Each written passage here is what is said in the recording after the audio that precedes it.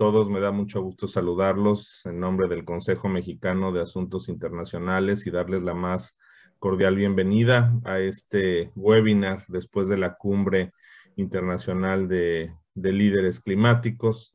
Realmente es un privilegio estar aquí. Reciban un cordial saludo también del doctor Sergio Alcocer, presidente del Consejo Mexicano de Asuntos Internacionales, COMEXI, quien no puede estar con nosotros esta mañana por cuestiones de agenda, pero quien les envía un cordial y afectuoso saludo a cada uno de los asistentes de este webinar y sobre todo también a cada uno de los panelistas que se dan cita esta mañana. Realmente tenemos unos invitados de lujo en este primer webinar. Nos acompañan el doctor Simón Lucatello, quien es científico del panel intergubernamental de cambio climático de la Organización de las Naciones Unidas. Nos acompaña también la maestra Dolores Barrientos, representante en México del Programa de las Naciones Unidas para el Medio Ambiente, así como la ingeniera Adriana Lobo, que es la CEO y directora general del World Resources Institute aquí en México. Así que bueno, pues tenemos a tres expertos que tienen mucho que contarnos, mucho que platicarnos esta mañana y que estoy seguro que bueno, pues va a ser una gran oportunidad para poder conversar con ellos, poder conversar con cada una de las personas que se están dando cita con nosotros para hablar sobre temas medioambientales, sobre temas de sustentabilidad, sobre el cambio climático. Y bueno, pues como ustedes saben, hace algunos días se celebró virtualmente la cumbre climática de líderes mundiales convocada por Joe Biden, presidente de los Estados Unidos de Norteamérica, quien desde el primer día de su mandato ratificó su compromiso con el Acuerdo de París. Y bueno, pues durante esta reunión se concentraron los líderes a cargo de casi el 75% de la población mundial, quienes conversaron sobre la agenda climática global.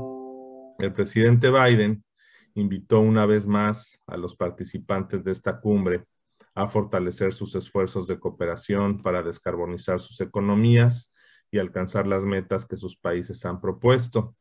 Y bueno, pues en esta ocasión, los países que fueron convocados son los que tienen el mayor número de emisiones y también invitaron a muchos de los países en vías de desarrollo. A mi parecer, como comentaba yo en una columna invitada que tuve la oportunidad de publicar hace unos días, pues desafortunadamente el escenario no se ve muy alentador. La mayoría de las economías presentan un significativo retraso en la implementación de políticas climáticas y por lo tanto en el cumplimiento de sus metas. Y bueno, pues sin duda la pandemia ocasionada por el COVID-19 ha contribuido a que este letargo pues sea aún mayor en algunos países. Así que pues es necesario hacer una revalorización y replanteamiento de estas políticas para corregir el rumbo. Y bueno, pues esto implica una serie de retos ambiciosos y muy grandes que los países tienen que enfrentar. Creo que uno de los primeros retos que se tiene que enfrentar en este ámbito pues es el de la política interna en materia de cambio climático y reducción de emisiones con un enfoque multidimensional, como se planteó en esta cumbre. El segundo consiste en potenciar la eficiencia energética como una fuente de ahorro de emisiones en la industria, en las empresas, en las escuelas, en los hospitales, en el campo, utilizando nuevas tecnologías en sistemas de iluminación, bombeo de agua, acondicionamiento de espacios, uso de electrodomésticos. El tercero, pues, es transformar la matriz energética de los países en una matriz mucho más limpia, eliminando los proyectos que utilicen energía fósil y privilegiando los que producen biocombustibles y los que utilizan fuentes renovables. El cuarto, pues, es, por supuesto, fortalecer la biodiversidad, la calidad del aire, la gestión de residuos, la reforestación y el establecimiento de áreas protegidas. ya que pues es la única manera en la que podemos nosotros proteger la flora, la fauna y sobre todo pues al ser humano. El quinto considera la consolidación de la participación de los gobiernos subnacionales, ya que sin ellos difícilmente se podrán alcanzar las metas y bueno, estoy seguro que más adelante podremos tener la oportunidad de concentrarnos en un webinar exclusivamente sobre el rol de los gobiernos subnacionales en este ámbito. Y bueno, pues el último que considero transversal pues es el de financiamiento, ya que para poder enfrentar muchos de estos retos pues se necesitan recursos financieros y es importante considerarlos desde un inicio. Y bueno, México pues no es la excepción ni es ajeno a estos retos, al igual que las demás naciones. Debe conocerlos, debe profundizar en ellos, debe de enfrentarlos, debe de abordarlos con el capital humano y social con el que se cuenta y pues construir la ruta a seguir para salir victoriosos en esta aventura. Así que bueno, pues poniendo un poquito este contexto y teniendo la oportunidad de tener invitados de la talla que nos acompañan esta mañana, me da mucho gusto cederle la palabra a mi amiga Adriana Loba, quien aprecio desde hace muchos años y tengo el gusto de haber colaborado con ella en algunas aventuras, en algunas ocasiones cuando estaba yo en el gobierno federal. Y bueno, pues déjenme decirles que Adriana es la directora ejecutiva del World Resources Institute en México. Durante los 14 años desde su inauguración, el WRI México, antes llamado CTS Embark México, ha promovido un impacto hacia ciudades sustentables y además ha sumado el impacto de la organización hacia los temas de energía, clima y bosques. Y bueno, bajo el liderazgo de Adriana, el World Resources Institute México ha jugado un papel importante en el desarrollo de nuevas normas, políticas públicas y así como su liderazgo en proyectos en beneficio del medio ambiente. Adriana tiene una amplia experiencia profesional de más de 20 años. Se ha enfocado en el desarrollo de políticas sustentables, proyectos de movilidad urbana, desarrollo urbano y medio ambiente, principalmente en México, Brasil, Panamá, Colombia, Perú, Venezuela y Chile.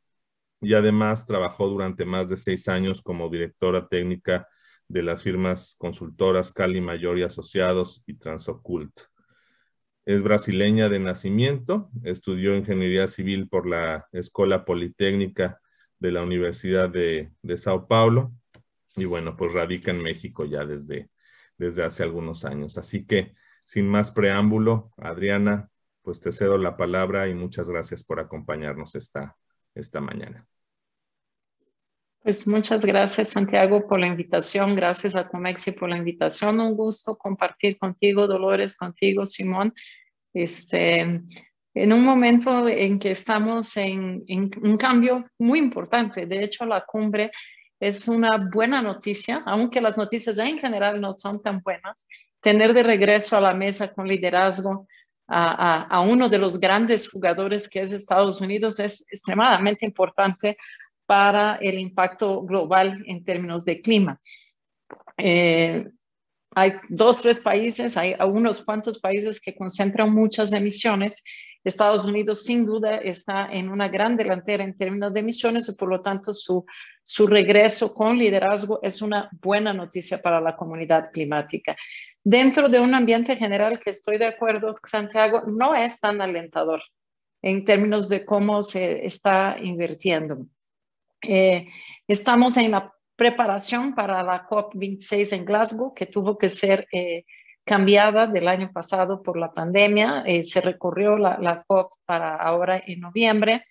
Y lo que vemos es un nuevo compromiso y liderazgo en la administración de Estados Unidos, lo que va a tener un impacto importante. En este primer momento creemos que es interesante haber llamado a los países a colocar su disposición climática y vimos algunos avances. Países como Japón, Canadá, Corea del Sur, Reino Unido, China, Sudáfrica y obviamente Estados Unidos hicieron algunas declaraciones que vale la pena retomar. Estados Unidos, y creo que esa es probablemente la más importante, anunció una nueva meta nacional para reducir sus emisiones en un 50-52% para 2030, por debajo de los niveles de 2005. Japón anunció cortar sus emisiones por un 46% para 2030 con respecto a los niveles de 2013, con la mira de poder incrementar su ambición al 50%. Corea del Sur anunció que deja de financiar por completo la construcción de nuevas plantas de carbón en otros países. O sea, ya no, de hecho, ese sería un gran logro si lográramos en un tiempo más a China también que dejara de financiar plantas de carbón. No, Corea del Sur lo hizo.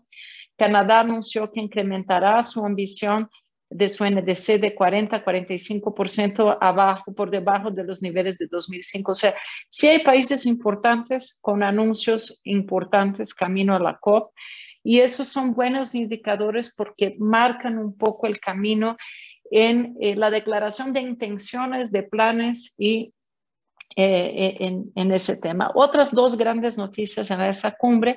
Uno es el lanzamiento de la coalición LEAF, en el cual un grupo de gobiernos y empresas proveerán apoyo financiero a países tropicales y subtropicales para reducir emisiones por medio de deforestación y degradación forestal. Eso es bastante significativo. Ojalá y se pueda hacer de una manera bastante efectiva.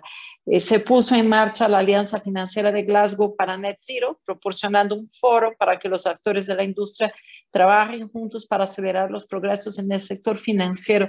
De hecho, el sector financiero ha sido uno de los sectores que en los últimos años ha brincado muy adelante, o sea, se está involucrando de una manera mucho más interesante que antes en la pelea climática. Esta alianza incluye la Net Zero Asset Owners Alliance y a Net Zero Asset Managers, así como la nueva Net Zero Banking Alliance. O sea, los bancos se están pensando a mover. Se reúnen más de 160 firmas financieras responsables por activos de más de 70 billones de dólares. Son buenas intenciones, son buenas alianzas. Creo que estamos en un escenario en que se empieza a dar coyunturas en que hay más actores, y el tema de más actores pasa a ser bastante importante. Por otro lado, el tema de la mitigación y adaptación, o sea, aparte del tema de mitigación que es clave para reducir las emisiones, el tema de adaptación, que para nosotros también es muy significativo, necesita inversiones que la verdad todavía no se ven, ¿no?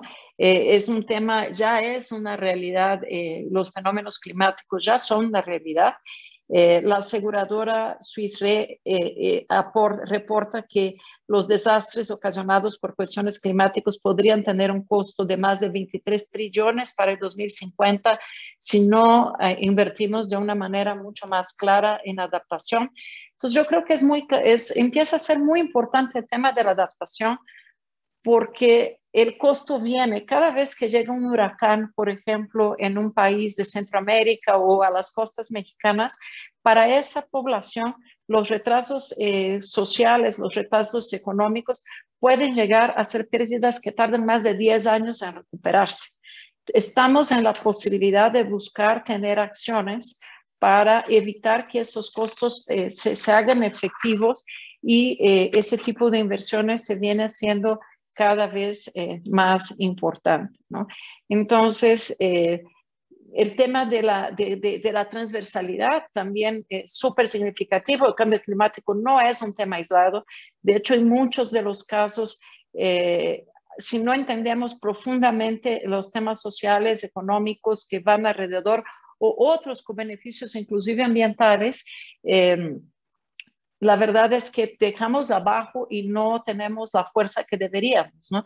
Dentro de lo que ya estamos viendo importante, este año son los tremendos incendios en California. Yo creo que ahí se ve con toda claridad. Todos los años tenemos más incendios en California, en México, surgiendo el nuevo término que antes no existía, del gigafire, ¿no? Son incendios tan grandes, ¿no? Se refiere a flamas que queman al menos 1 millón de hectáreas. Eso es una lástima. O sea, esa destrucción de bosques en esa intensidad es realmente contrario a toda nuestra agenda y tendríamos que estar haciendo todo lo posible en los países para evitar ese tipo de fuego, y ahí vienen cada vez en mayor intensidad. Entre septiembre de 2020 y febrero de 2021, más de 10 millones de personas han sido desplazadas por desastres relacionados al cambio climático y fenómenos meteorológicos. Esas son cosas que luego siempre hay alguna discusión, pero cada vez es más claro fenómenos migratorios muy intensos relacionados a sequía, a falta de producción agrícola, a baja de calidad de vida y las poblaciones teniendo que migrar, ¿no? Más lo que viene de las inundaciones en las zonas costeras, que eso todavía es limitado, pero sabemos que va a empezar a pasar de manera importante. Yo creo que para el ejemplo muy mexicano, es muy claro que Tabasco todos los años sufre mucho. Cada año casi podemos ver las fotografías de Tabasco inundados, con una pérdida de cobertura vegetal en ese estado tremenda, y que si quisiéramos realmente abatir las pérdidas, tendríamos que estar pensando en programas de reforestación intensos en el estado para poder ir revirtiendo. Entonces, cada vez más vemos que el tema de invertir en cambio climático de manera decidida es muy importante para la humanidad, y es muy importante el tema de adaptación también para mantener la calidad de vida de mucha gente. Y el tema de cómo la pandemia, la situación económica nos viene afectando, y el tema de la inequidad, el tema del cambio climático y de toda la acción justa es muy importante dentro del escenario de pandemia. Se estima que 120 millones de personas han sido llevadas a la pobreza extrema en 2020. Se prevé que esa cifra suba entre 143 y 163 millones este año, pero al mismo tiempo, entre marzo y diciembre del año pasado, los multimillonarios incrementaron su fortuna en 3.9 billones, de acuerdo a Oxfam. O sea, estamos en un escenario en que cada vez más lo que está pasando nos está aumentando el nivel de inequidad, y eso es algo muy preocupante, y que cuando hacemos todas las acciones sí tenemos que pensar que casi siempre los fenómenos climáticos tienen un impacto desproporcional, no solo climáticos, también los de salud, impactos desproporcionadamente altos en las poblaciones vulnerables, ¿no? Siendo este fenómeno tan grande como regresa, es que la gente que tiene su casita en Tabasco perdió lo que tenía, que una comunidad pesquera de zona de costa ya no tiene su fuente de supervivencia. Pero hay mucha oportunidad económica también en el mismo, o sea, se está creando una nueva economía, y en esa nueva economía los que logren salir adelante tienen la ventaja tecnológica, y creo que eso es muy importante. China, cuando entiende la potencia de los vehículos eléctricos, se hace líder, ¿no? O sea, hoy hay ciudades chinas en que todos los vehículos de transporte público, por ejemplo, ya son vehículos eléctricos con 3.000, con flotas de hasta 6.000 buses eléctricos en una sola ciudad. Hay una generación, toda una nueva generación tecnológica en que es muy importante estar en ella. América Latina tiene un papel también en particular enorme, tanto con los vehículos eléctricos, sin duda, con la electrificación del transporte. Otro gran sector es el sector de la agroindustria. Nosotros en el futuro, y con esa gran necesidad de producir alimentos, América Latina tiene un potencial inmenso de volverse un gran proveedor de alimentos, pero obviamente no queremos que sea a costa de nuestros bosques, ¿no? O sea, ¿cómo hacer reforestación, cómo lograr una agroindustria mucho más sustentable? Es un gran tema para México, es un gran tema para América Latina, es un gran tema para sacar mucha gente de la pobreza en nuestros países, y algunos otros sectores significativos como la energía distribuida, donde siendo que tenemos temas importantes con el sector energético, hay un potencial interesante para energía distribuida en todo el país, para el uso del potencial solar en las casas, en las ciudades, y yo diría también en sectores de bosques de mucha oportunidad. Y los manglares, que para México son esenciales, ¿no? Los manglares son esenciales en muchos temas, las soluciones basadas en la naturaleza, tomando un particular énfasis en el tema de manglares por la gran cantidad de CO2 que logran absorber, pero también por el gran factor de protección de costas, ¿no? O sea, los manglares son muy interesantes porque actúan del lado de la mitigación y actúan del lado de la adaptación, y hay grandes gran potencia ahí. Entonces, se está realmente viendo el tema no solo como un tema de riesgo que existe, que es grande, pero por el otro lado, sin duda, cuál es la oportunidad de negocio y cuáles son los grandes sectores que se están transformando en su economía y que están generando recursos, ¿no? Solo para dar un par de ejemplos, por cada dólar invertido en restauración de tierra degradada, el beneficio económico es de 7 a 30 dólares. O sea, los beneficios económicos son significativos. Para cada dólar invertido en acciones de adaptación, se puede crear de 2 a 20 dólares en beneficios económicos netos, ¿no? Por cada dólar invertido en conservación y restauración de ecosistemas marinos, hay una generación de 3 dólares de beneficio. En el sector de energía fósil, se pueden generar de 7 a 40 empleos por cada millón de dólares invertidos en energía renovable. O sea, hay los dos lados de la moneda son muy importantes. Estamos en riesgo, pero hay oportunidad.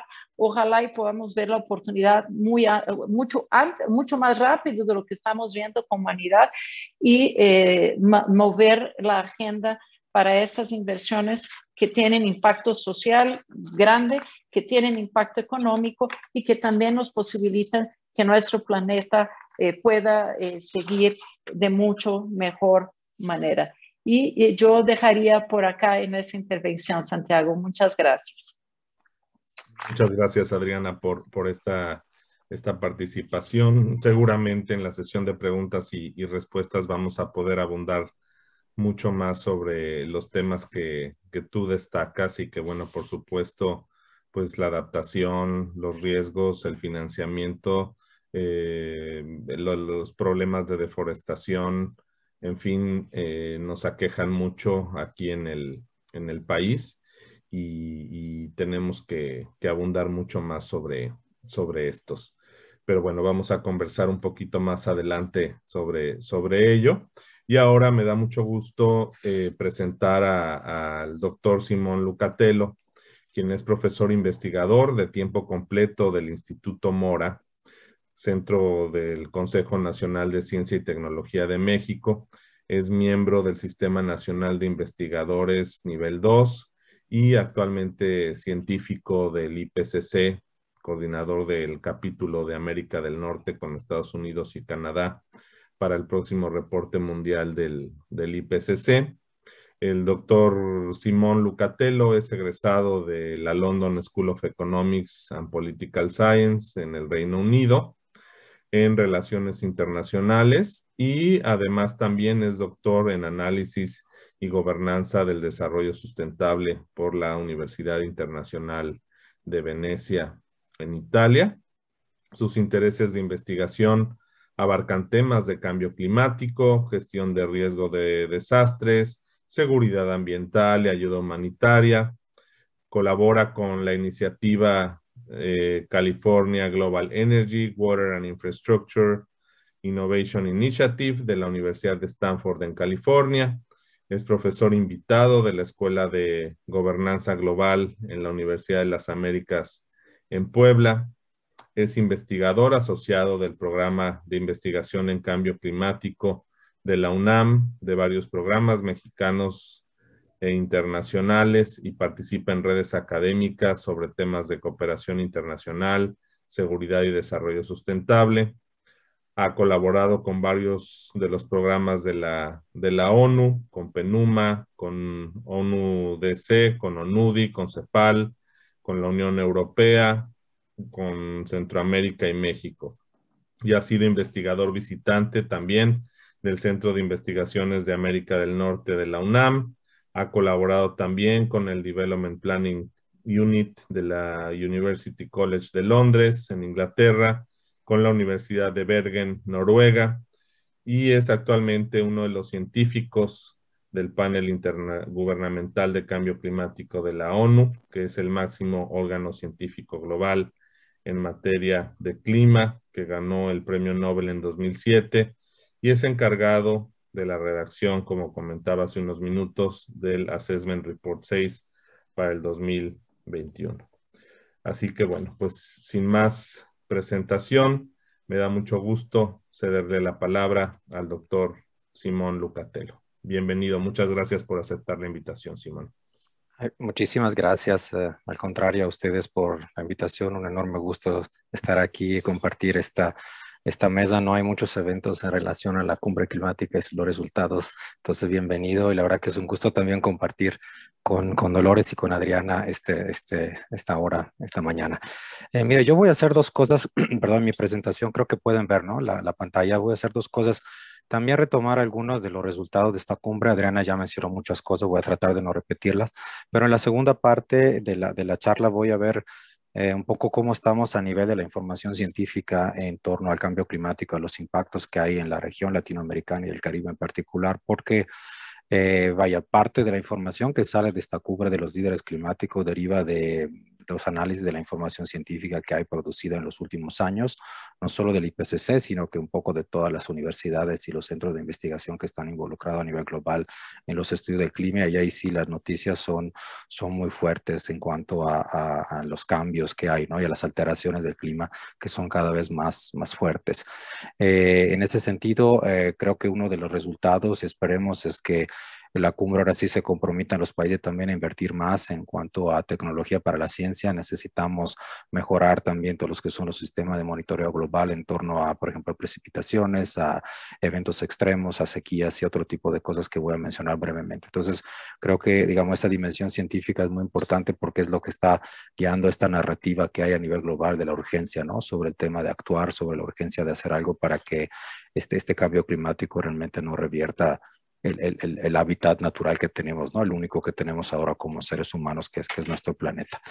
Entonces voy a empezar comentándole, bueno, algunas cosas. Adriana ya dijo, ¿no? Que finalmente yo creo que la cumbre fue un poco para poner otra vez los reflectores, ¿no? Sobre Estados Unidos después de unos 4 años de oscurantismo con la presidencia de Trump y esta, ¿no? Y salida de Estados Unidos del concierto internacional de clima. Y bueno, Biden reposiciona, ¿no? La agenda de Estados Unidos y en particular el tema del Acuerdo de París, ¿no? Y lo que son los compromisos en particular hacia 2030. Me pareció interesante mencionar quién participó en este caso, ¿no? Fueron 40 los líderes que fueron invitados por parte de Estados Unidos. No es toda la comunidad internacional, por supuesto, están los principales emisores, pero también se crearon ahí unos grupos en términos ahora de gobernanza global climática, por así decirle, algunos grupos que son interesantes, ¿no? Y que han venido trabajando, por ejemplo, este grupo de las Major Economies Forum, que son unas sobre clima y energía, que son 17 países, que junto con el G20 han trabajado en los últimos años aspectos, digamos, de agenda, ¿no? Específicas sobre reducción de emisiones y temas de ingeniería climática en particular. Entonces ahí es interesante ver cuáles pueden ser, ¿no? los desarrollos de estos nuevos grupos de trabajo en el seno de los líderes globales climáticos. También fue una ocasión para actualizar los que son los compromisos y las contribuciones nacionalmente determinadas, que son esos documentos que ustedes saben, cada país de manera voluntaria, de alguna manera, ¿no? Da o presenta a la Convención Marco de Naciones Unidas y a la Secretaría General de Cambio Climático para decir cuánto va a reducir, ¿no? En términos de emisiones en un determinado periodo y también cuáles son sus esfuerzos de adaptación al cambio climático y todo eso de cara, como decía Adriana, a la cumbre de Glasgow en noviembre de este año. Y bueno, anuncia a Estados Unidos la reducción de un 50% de sus emisiones con la línea base 2005. Subrayo en esta presentación el tema de la línea base 2005 porque es todo un tema.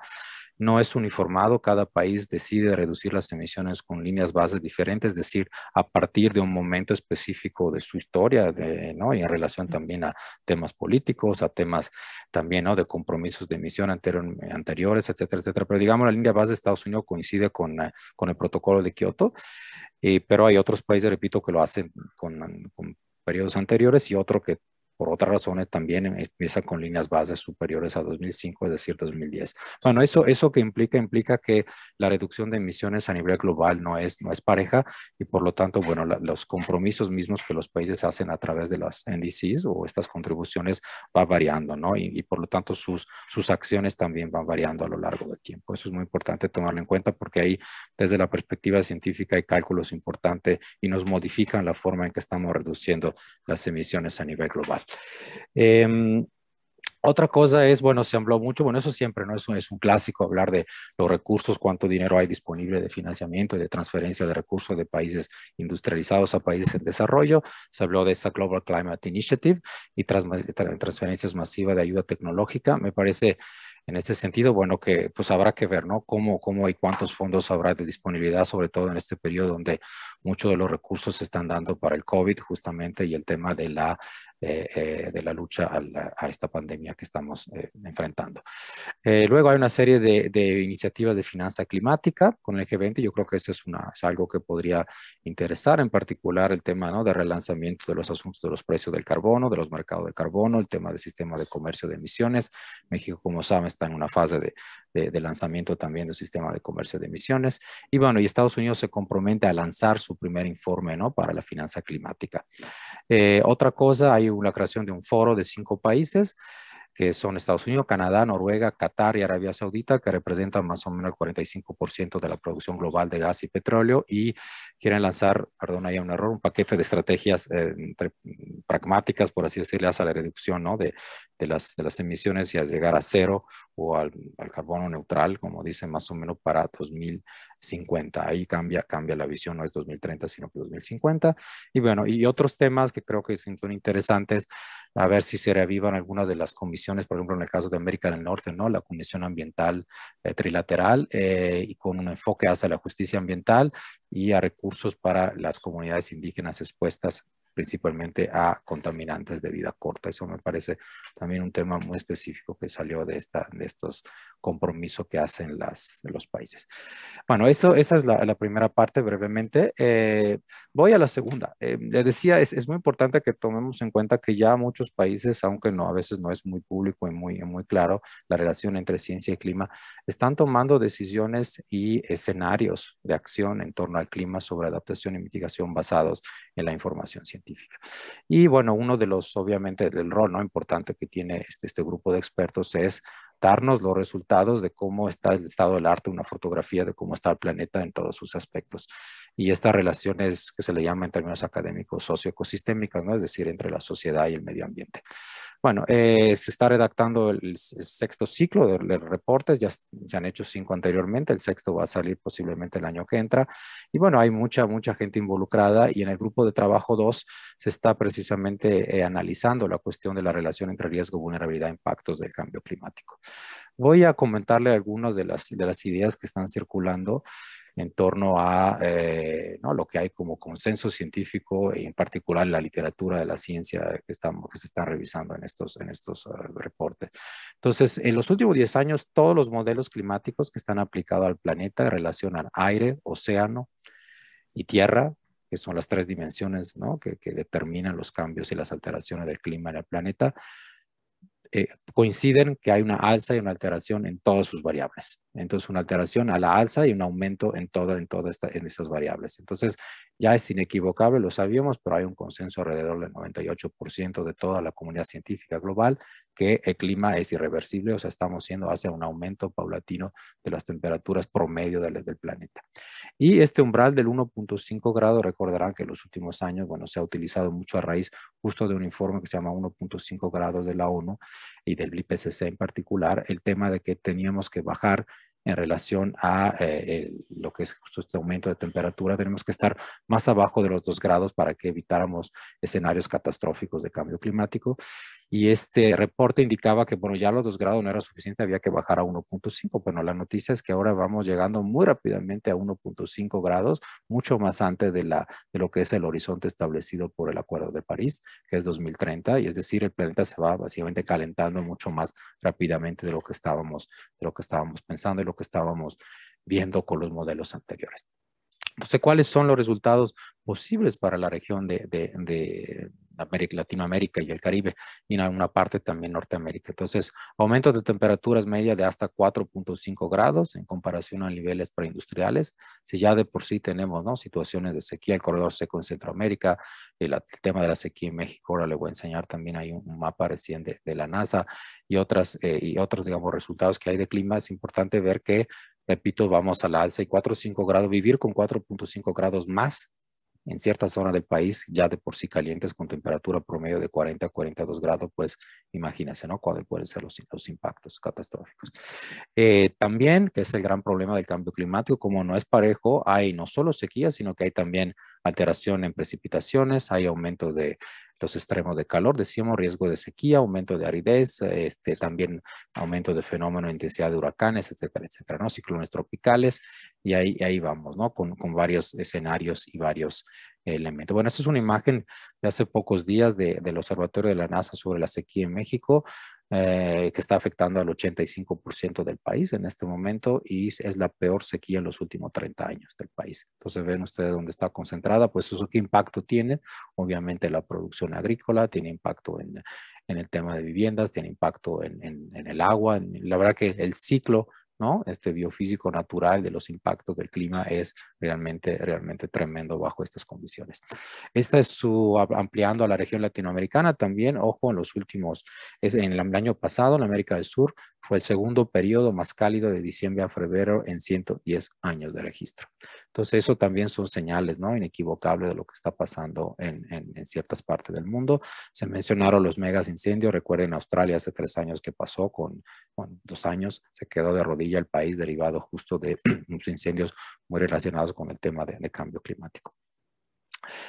¿Cuáles son los principales impactos de los llamados socioecosistemas que yo le mencionaba? Bueno, eso toca un poco todo, ¿no? La cuestión, repito, del ciclo alimentario, va sobre impactos de seguridad alimentaria, sobre cuestiones de producción agrícola, de bosques, de cambio y uso de suelo, en fin, la verdad que también el tema biodiversidad, que, bueno, ustedes saben, no solo México, sino que la región es realmente de las más mega diversas en temas de biodiversidad global, y ahí vamos a tener cambios fuertes y alteraciones importantes. Entonces, este cuadrito rojo que tenemos sobre el caso de México, una parte de México, Centroamérica y el Caribe, tiene que ver con el aumento de los huracanes y de las precipitaciones y de los fenómenos extremos, ¿no? Eso es un comparativo. Recordarán el año pasado, recordarán el 2020 ha sido histórico. Hubo 42 tormentas catalogadas tropicales activas entre el Pacífico y el Atlántico. Bueno, este es un conjunto de trayectoria y de cómo han aumentado desde 2019 a 2020 los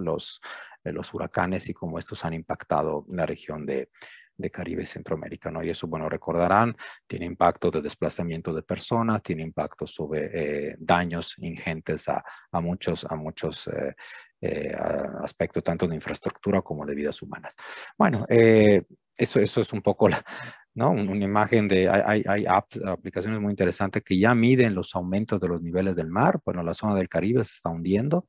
El caso lo pueden ver en lo que es en rojito, no sé si la imagen se aprecia bien, pero bueno, en rojo hay lo que son los posibles zonas de inundación de esta zona del Caribe. La parte de México tiene que ver con la península de Yucatán principalmente. Bueno, se mencionaba Tabasco. Entonces, bueno, también ahí el proceso de aceleración de los deshielos árticos en particular está obviamente aumentando, ¿no?, la masa de agua presente en los océanos, y eso hace que varias zonas que ya de por sí algunas están, ¿no?, a nivel del mar o abajo del nivel del mar, pues se van inundando. Y eso son proyecciones a 2030, 2040 sobre cómo podría cambiar la geografía de esta región y qué impactos hay. Bueno, vulnerabilidad en torno al tema de las zonas costeras, de las ciudades costeras, ¿no? Miami, por ejemplo, en Estados Unidos podría ser inundada bajo medio metro en los próximos 30 años. En fin, toda una serie de consecuencias, digamos, que hay en torno a estos impactos. Muchos están conocidos, pero repito, el tema de la cumbre tiene que ver con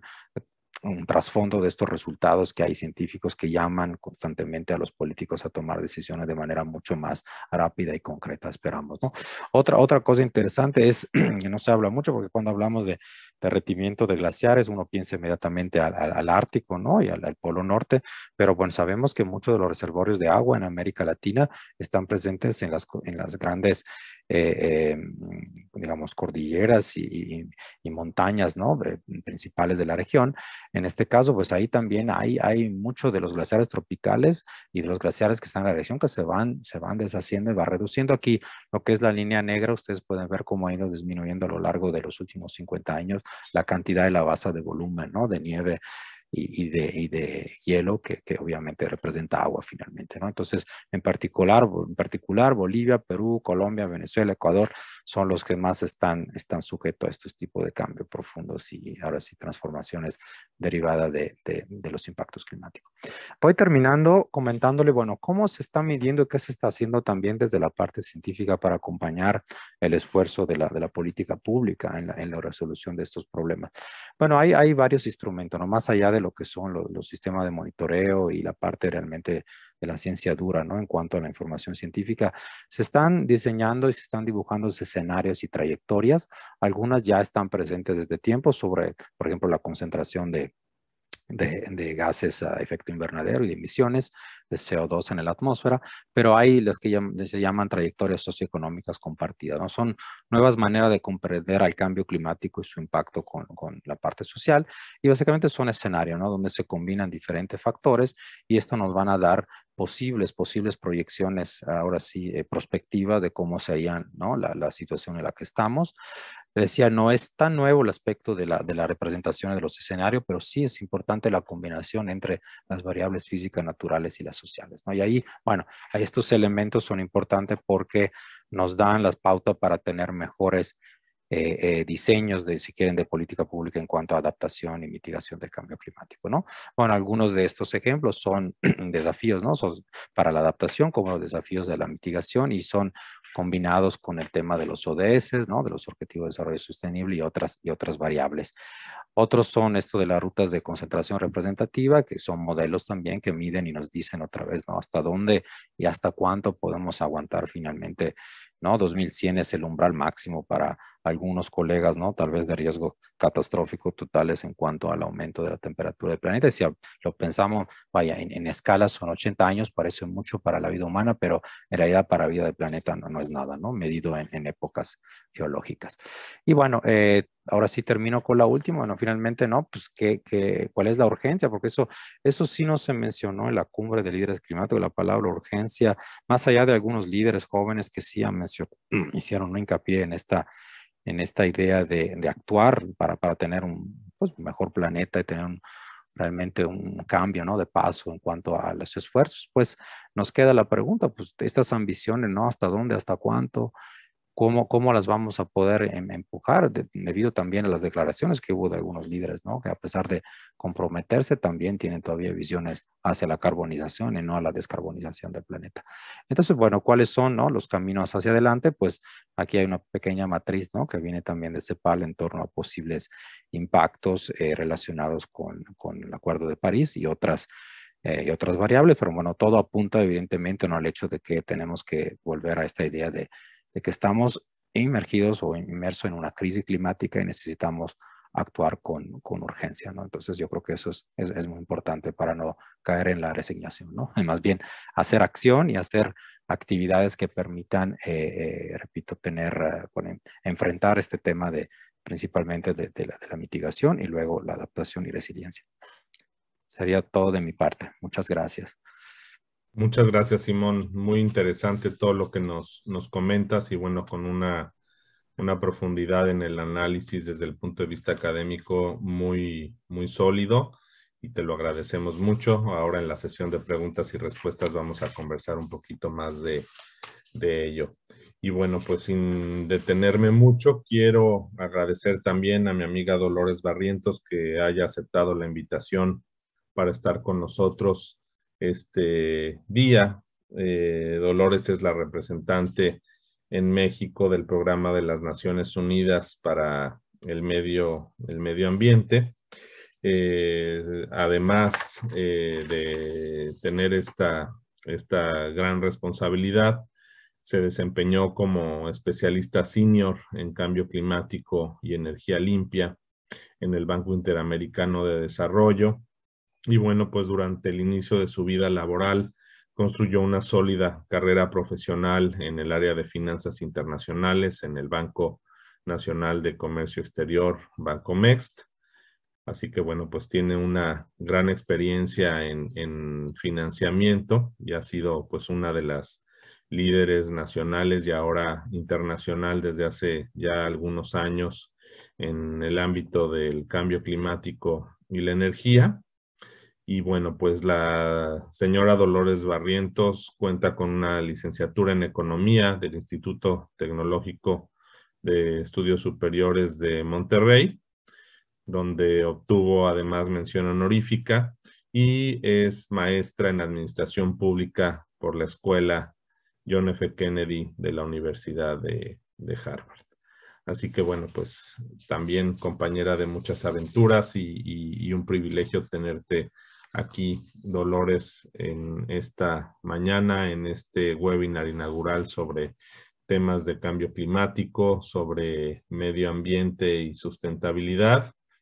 Y bueno, pues como dicen en inglés, the floor is yours. Muchísimas gracias, Santiago, y antes que nada agradecer a Comexi por la invitación.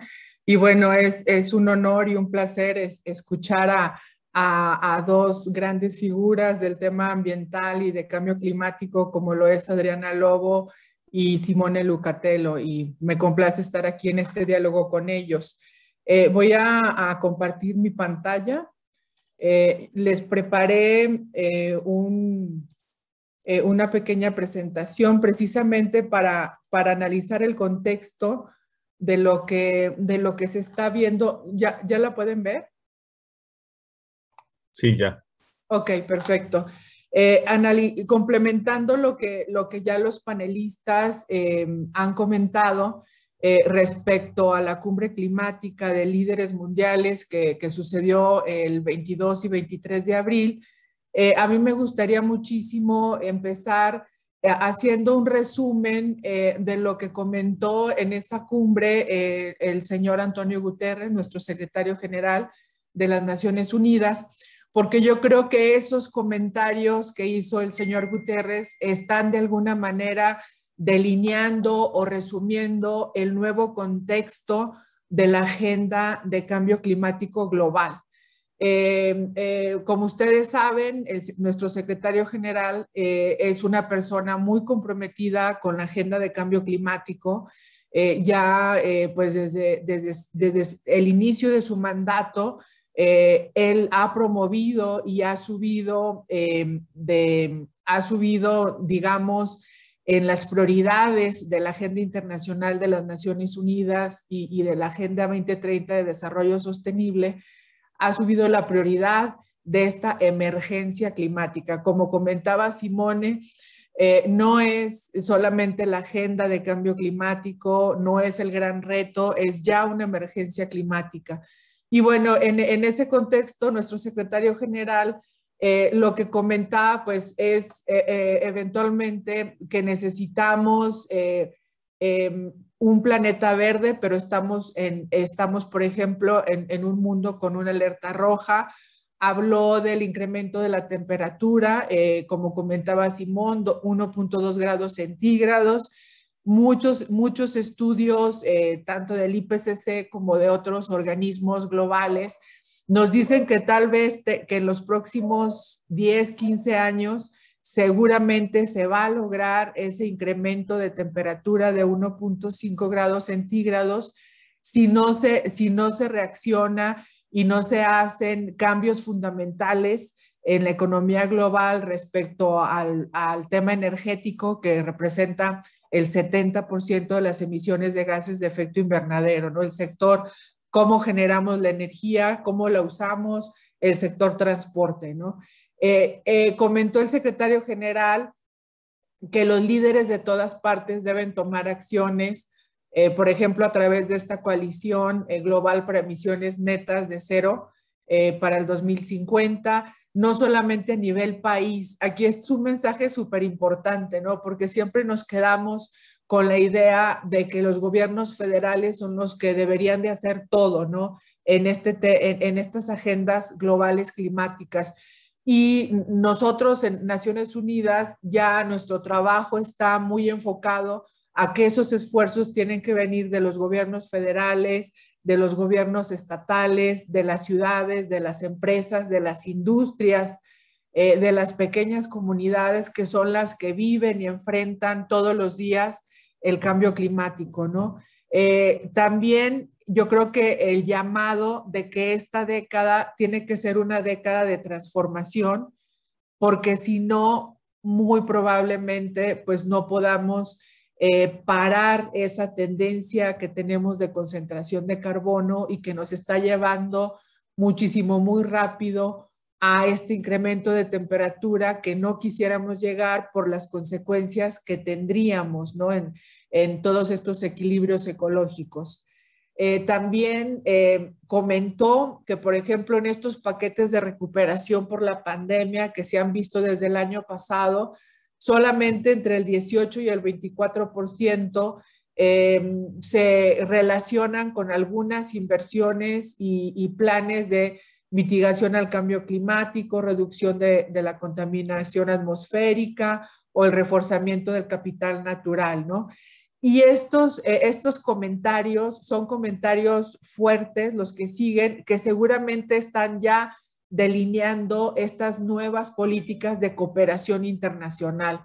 Poner un precio al carbono. Lo que nos dijo nuestro secretario general es que tenemos que cambiar el esquema fiscal de impuestos y tal vez trasladarnos de un impuesto de los ingresos a impuestos al carbono. Y este es un mensaje muy potente, ¿no? Porque es una recomendación de política fiscal, pero también podría ser una influencia muy importante en las relaciones comerciales entre países que están haciendo esfuerzos importantes en la agenda climática y otros países que no están haciendo esfuerzos, ¿no? Entonces, ahí la manera en cómo se podría de alguna manera jalar a todos estos países precisamente es impuestos al carbono en las transacciones comerciales, ¿no? Poner fin a los subsidios en combustibles fósiles, pues yo creo que todos los días en todos los países del planeta vemos cómo los gobiernos siguen subsidiando el precio de la gasolina, el precio del diésel, etcétera, etcétera, ¿no? Incrementar las inversiones en energías renovables, en infraestructura verde, poner un alto al financiamiento y a la construcción de nuevas plantas de carbón. Esto es importante porque aun y cuando en el 2020 observamos que cayó la emisión de gases de efecto invernadero un 7% por el lockdown que tuvimos a nivel global, lo que nuestros expertos en PENUMA nos dicen es que esta caída del 7% en el 2020 no va a significar mucho en la tendencia de concentración de carbono en el mediano plazo, ¿no? Entonces, que eso no es suficiente y fue como un outliner en el comportamiento y que eventualmente se tiene que hacer un esfuerzo extraordinario, ¿no? De aquí a los próximos 10 años se tiene que bajar al menos un 45% de las emisiones de gases de efecto invernadero, o sea, de aquí al 2030, si queremos llegar a un 2050 con emisiones cero, ¿no?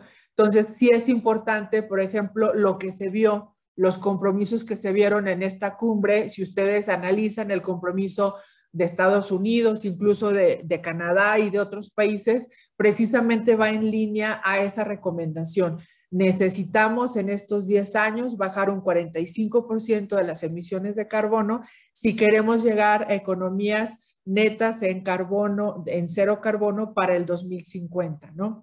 Poner un alto a ese financiamiento de las plantas de carbón. ¿Por qué? Porque la Agencia Internacional de Energía en un reporte reciente nos dice que desafortunadamente la generación de energía con base a carbón subió precisamente el año pasado, ¿no? Y se vieron casos, por ejemplo, de incrementos importantes en China y en Estados Unidos, ¿no? Entonces, ese mensaje de cerrar las plantas de carbón en países ricos al 2030 y en el resto de los países al 2040, es un mensaje muy contundente que yo creo que lo vamos a estar viendo en todas estas negociaciones y compromisos internacionales. Y bueno, construir una verdadera coalición global de cero carbono. Habló también de que los donantes y los bancos de desarrollo, tanto nacionales como multilaterales, deberían de movilizar alrededor del 20 al 50% de financiamiento climático en adaptación, lo que comentaba Adriana, el financiamiento en adaptación y los proyectos y la cooperación internacional en adaptación viene a la alza. Ya todos estos fondos globales, ya todos estos donantes internacionales en la agenda climática nos van a exigir que todos los proyectos sean en adaptación. ¿Por qué? Porque, como ustedes saben, las energías renovables, que son pues las soluciones de alguna manera para hacer esta transición energética a economía cero carbono, pues ya son económicamente viables, ¿no? Ya la energía solar y la energía eólica son más baratas para generar electricidad, más que estar quemando diésel o estar quemando cualquier otro producto del petróleo, ¿no? Incluso la energía solar es la más barata en todo el mundo, ¿no? Entonces ahí ya esa transformación de las matrices energéticas ya tiene una viabilidad económica, y eventualmente la cooperación y el financiamiento internacional entonces quiere trasladarse o quiere enfocarse más precisamente a prevenir estos impactos y a prepararnos como comunidades para que los impactos del cambio climático no sean tan severos, ¿no? En nuestros países, en nuestras ciudades. Comentó también que se necesitan propuestas concretas de financiamiento para el apoyo tecnológico de países más vulnerables. Volvió a hablar de que los países desarrollados deben incrementar el financiamiento climático, incluyendo el compromiso de esos 100,000 millones de dólares para la acción climática. Y algo muy importante, ¿no? Que aquí también el cambio climático nos enfrenta a un clash generacional, ¿no? Entre los jóvenes que están presionando a los viejos para hacer lo que es correcto, y también la importancia de las mujeres. En muchos movimientos climáticos vemos cómo hay muchísimas mujeres jóvenes liderando todos estos grupos de presión, ¿no? También comentó que más de 700 ciudades se han comprometido a llegar a este carbono cero al 2050. Yo creo que aquí en México, Santiago, tú que trabajas en un gobierno estatal, yo creo que aquí en México deberíamos de alguna manera promover entre los gobiernos estatales y las grandes ciudades de qué manera pueden empezar este curso de acción para llegar a economía cero carbono al 2050, ¿no? Y bueno, comentó de algunas alianzas del sector financiero global respecto a Glasgow y a tener y a financiar precisamente estas economías cero carbono para el 2050. Algunos compromisos, no voy a entrar a detalle a ellos, porque ya, por ejemplo, Adriana comentó de estos importantes anuncios de parte de países respecto a sus compromisos climáticos que se dieron precisamente en esta cumbre de líderes climáticos. Esto ya lo comentamos. Yo creo que antes de analizar estos compromisos y esta cooperación potencial que se dio en este nuevo contexto de la agenda climática global y con este nuevo liderazgo del presidente Biden a nivel global, me gustaría mucho nada más repasar lo que hizo el presidente Biden al principio de su administración, el primer día o los primeros días. Bueno, pues puso al cambio climático a un nivel de seguridad nacional y como una política prioritaria en su política exterior. Por supuesto que reincorporó a los Estados Unidos en el Acuerdo de París, suspendió la extracción de petróleo y gas en territorios propiedad federal, que esta actividad representa el 25% de las emisiones de gases de efecto invernadero de Estados Unidos. Anunció doblar la capacidad instalada eólica offshore en las costas en 10 años. Anunció este summit de cambio climático que ya se hizo. Se comprometió a conservar el 30% de los territorios federales y océanos, y también suspendió el permiso para el gasoducto Keystone que viene de Canadá, ¿no? Y que tenía muchos conflictos pues con todas las regiones en donde pasaba este gasoducto, y principalmente de los grupos originarios en Estados Unidos, ¿no? Y bueno, el otro anuncio algunos días antes de la cumbre es que anuncia este plan de mejora de infraestructura. Esto fue en marzo, con un monto de $2 trillones, es lo equivalente al PIB de México, este programa de inversión. Y básicamente su programa de inversión habla de agua y saneamiento,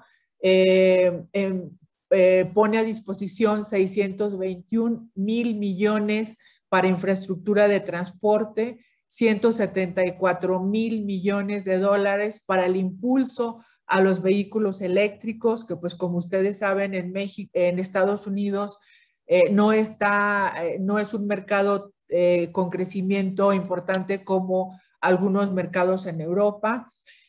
Habló del reemplazo de 50,000 autobuses de diésel a híbridos o eléctricos, estos autobuses amarillos escolares, y eventualmente pues habló de cómo el gobierno de Estados Unidos podría empezar a tener cambios en sus compras, por ejemplo, de vehículos, que utiliza, por ejemplo, 645,000 vehículos, y solamente el 13% fueron híbridos o eléctricos. Entonces, Estados Unidos, el gobierno, como un gran consumidor de este tipo de tecnologías, también está y va a cambiar el mercado, por ejemplo, de los vehículos, ¿no?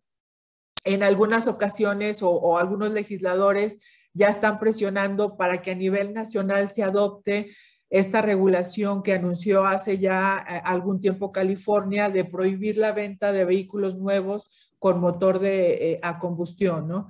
Entonces, ahí a lo mejor también podría haber algún avance interesante, pero a mí me gustaría centrarme en 11 líneas de acción que derivaron de esta cumbre climática de líderes. Son 11 y se las voy a ir comentando muy rápido porque de alguna manera estas 11 líneas están ya delineando la nueva cooperación internacional que vamos a ver al menos en los próximos 4 años, ¿no? Mejorar la ambición climática. Aquí, ¿cómo podemos llegar a esas 0 emisiones netas para el 2050? El lanzamiento de esta iniciativa global de ambición climática se anunció ya. También se anunció el establecimiento de puntos de referencia ambiciosos para inversiones climáticas a través de la Corporación Financiera Internacional para el Desarrollo. Y aquí ya, por ejemplo, de esta política exterior y esta política de seguridad, lo que está haciendo el presidente Biden es bajar esta acción climática hacia los programas de las principales instituciones en Estados Unidos y promover estas coaliciones y estas alianzas importantes con países clave para el logro de objetivos muy específicos, ¿no? Por ejemplo, comprometerse con las inversiones climáticas mediante la Corporación del Desafío del Milenio, la MCC, con algunas metas, por ejemplo, de financiar más del 50% en inversiones relacionadas con el clima. Está poniendo en marcha la iniciativa del gobierno ecológico entre Estados Unidos y Canadá, como el gobierno Biden está jalando al gobierno canadiense para que juntos puedan empezar a tener metas conjuntas, por ejemplo, en el reverdecimiento de las operaciones de los gobiernos federales, ¿no? De Estados Unidos y Canadá, llegando, por ejemplo, a un uso de electricidad del 100% limpia, vehículos 0 emisiones en las flotillas de los gobiernos de estos dos países. El número 2 es cómo movilizar este financiamiento a la adaptación, y aquí también, como comentaba Adriana, aplicación del financiamiento internacional para atender las necesidades climáticas, duplicar el financiamiento a la adaptación que en algún momento dio el presidente Obama. La meta del presidente Biden es precisamente duplicar esa cooperación internacional en adaptación, la emisión del primer Plan Internacional de Financiamiento del Clima, iniciar un diálogo internacional sobre la disminución del riesgo climático fiscal a través de presupuestos nacionales. Y bueno, por ejemplo, así nos vamos yendo en el objetivo 3 de la cumbre, es transformar sistemas energéticos. Aquí, por ejemplo, ahí vamos viendo cómo Estados Unidos con su política exterior está jalando a otros países hacia esos objetivos. Por ejemplo, la creación de este foro de productores de cero emisiones netas, productores de petróleo. Estamos hablando Canadá, Noruega, Qatar y Arabia Saudita. Cómo apoyar, por ejemplo, las cadenas de suministro de minerales de energía limpia. Hay muchos minerales involucrados, por ejemplo, en estas grandes transformaciones tecnológicas en el sector energía y en el sector transporte. Por ejemplo, en la elaboración de paneles solares, todos estos minerales que se necesitan, o por ejemplo en la movilidad eléctrica también, todo el litio y otros minerales que se necesitan tener para poder llegar a estas grandes transformaciones tecnológicas. Y ahí, por ejemplo, se habla de esta iniciativa de gobernanza de recursos energéticos con Australia, Botswana, Canadá, Perú y Estados Unidos. Como ustedes ven, son países que son pues y productores importantes de estos minerales. Establecimiento de una asociación climática entre Estados Unidos e India para una agenda de energía limpia. Cómo Estados Unidos va a ayudar a la India para eventualmente que la India pueda tener 450 gigawatts nuevos en energía renovable en 10 años. Es una meta muy, muy grande, pero yo creo que con la cooperación de Estados Unidos hacia la India sí se va a poder lograr. Y esto es muy importante, apoyar objetivos ambiciosos en energía renovable en América Latina y el Caribe. O sea, ahí la cooperación de Estados Unidos también está dirigida a nuestra región. Y bueno, aquí en esta iniciativa denominada RELAC, los líderes en este momento son Colombia, Chile y Costa Rica, y el apoyo sería cómo poder incrementar la capacidad de energía renovable a por lo menos 70% en 10 años. Es también una meta muy, muy grande que eventualmente para Costa Rica tal vez no sea una meta tan fuerte, pero sí lo podría ser para Colombia y Chile y para otros países como México, en donde pues, como ustedes saben, nuestra matriz energética, las energías renovables, están alrededor del 25% actualmente, ¿no? Más o menos, no tengo la cifra última, pero en eso estábamos hace un par de años. Y bueno, la revitalización del sector transporte, renovación de emisiones cero en Estados Unidos y el extranjero, lo que les comentaba de este plan de infraestructura, unirse al Consejo de Transición de Vehículos Cero Emisiones, reducción de emisiones de transporte marítimo internacional, reducción de emisiones de la aviación internacional. Aquí es importante porque son dos sectores que están ahí, pero que eventualmente no son muy visibles entre el público en general. ¿Por qué? Porque, por ejemplo, el sector marítimo internacional es uno de los principales consumidores de combustóleo, ¿no? O sea, esos grandes buques pesados, como se mueven, es pues quemando principalmente combustóleo, ¿no? Y el sector marítimo internacional representa 1.9 del total de las emisiones de gases de efecto invernadero, mucho más que México, ¿no? Como país. El sector de la aviación también, el sector de la aviación representa 1.65% del total de las emisiones GEI. Muy importante mencionar que hace 10 años el sector de la aviación y las emisiones totales de México eran muy parecidas. y sin embargo en 10 años el sector de la aviación creció muchísimo más que lo que crecieron las emisiones de México en el mismo periodo, y ahorita lo vamos a ver en qué porcentaje estamos, ¿no?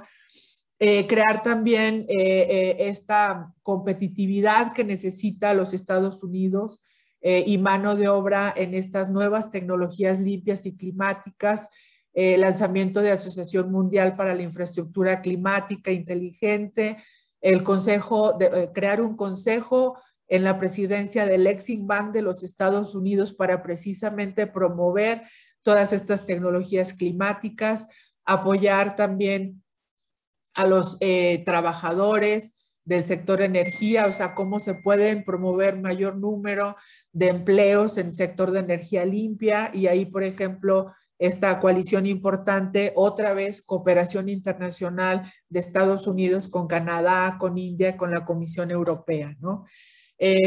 También cómo se puede hacer esta transformación tecnológica a gran escala, y aquí, bueno, se habla de innovación, se habla también de esta alianza en innovación agrícola con Estados Unidos y los Emiratos Árabes Unidos, el grupo de liderazgo para la transición industrial, habla también de esta alianza entre Estados Unidos y Reino Unido para alcanzar economías bajas en carbono. También habla de esfuerzos que se están haciendo en la industria pequeña y mediana. Cómo adaptarnos, por ejemplo, al cambio climático, cómo proporcionar este apoyo a países vulnerables. Y aquí también pues habla de programas de justicia ambiental y resiliencia climática. Otra vez, como comentaba Simón y también Adriana, de cómo a través de la cooperación ambiental entre Canadá, Estados Unidos y México se podría dar alguna cooperación en proyectos. Habla del apoyo a los países insulares, a las islas que pues son altamente vulnerables. Reducir el carbono negro invirtiendo en estufas limpias. También ahí habla de un componente en el Ártico y en los grupos indígenas. Implementación también de soluciones basadas en la naturaleza.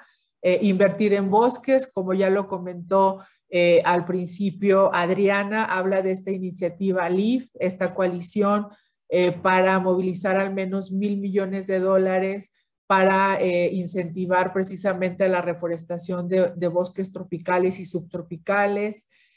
Habla también de la acción que puede hacer NOAA en el conocimiento científico, en temas ambientales, el servicio de pesca y vida silvestre en Estados Unidos. También se habla de subvenciones para ayudar a conservar y restaurar humedales en Canadá, México y Estados Unidos. O sea, ahí va a haber una potencial cooperación para México importante en humedales.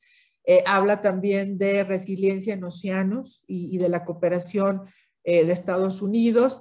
Y por último, habla del clima, también el clima como riesgo desde el punto de vista de seguridad nacional y del sector militar de Estados Unidos, ¿no? Como también el gobierno de Estados Unidos está haciendo ese análisis de riesgo climático en sus instalaciones militares, tanto en su territorio como en otros territorios.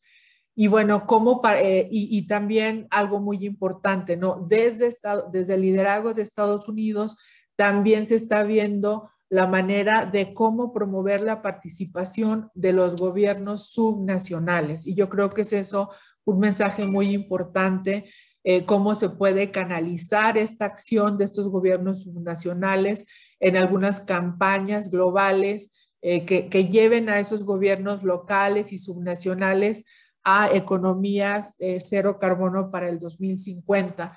Y bueno, la presentación es mucho más amplia, pero nada más me gustaría comentar con esto que este es el camino de las negociaciones que se están dando para Glasgow.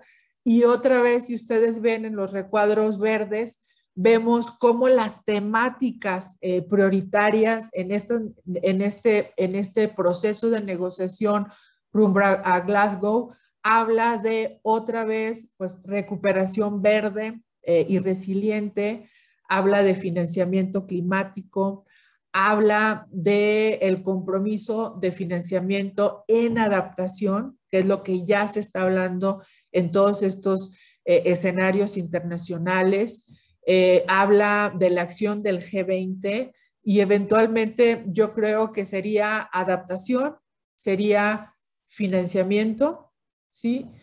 Y toda esa transformación que los sistemas financieros globales también están dando, están haciendo hacia el financiamiento climático. Y bueno, yo creo que con esto, estas son algunas alianzas que se han anunciado, principalmente en el sector financiero, en donde el PENUMA, a través de su iniciativa de UNEP Finance, estamos trabajando fuertemente. Se espera también una acción importante del gobierno de Estados Unidos en cuanto a sus donaciones al Fondo Verde del Clima, que es uno de los principales fondos que financian proyectos de cambio climático a nivel global. Y bueno, yo creo que con eso, esto es para otra presentación, nuestro reporte de Haciendo las Paces con la Naturaleza, y eventualmente con esto termino. Muchísimas gracias.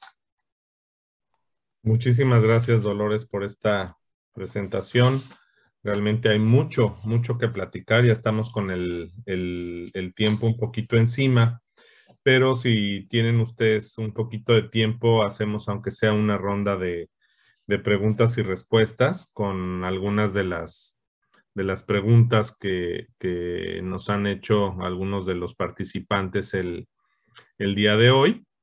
Y bueno, pues si les parece bien, las voy a hacer de alguna manera generales para que las aborden ustedes en el mismo orden de participación. Primero Adriana, luego Simone y finalmente Dolores. Y bueno, pues abunden un poco en estos temas. La primera es, ¿cómo ven la participación de la región en materia de clima en Latinoamérica? Y bueno, pues si pueden profundizar un poco en el trabajo que ya tienen encaminado. Luego nos preguntan qué rol tienen los gobiernos subnacionales en el combate al cambio climático y en particular cuáles son las oportunidades de iniciativas o acciones de las ciudades en México. Finalmente, cuáles son las principales fortalezas que consideran ustedes que tienen las organizaciones a las que ustedes representan y cuál creen que es la aportación más importante que puede contribuir a enfrentar a la problemática climática. Otra pregunta que de una vez prefiero poner en la mesa desde ahora es la que corresponde a el futuro de la transición energética en nuestro país. ¿Cómo perciben que debe de ser el futuro de la transición energética?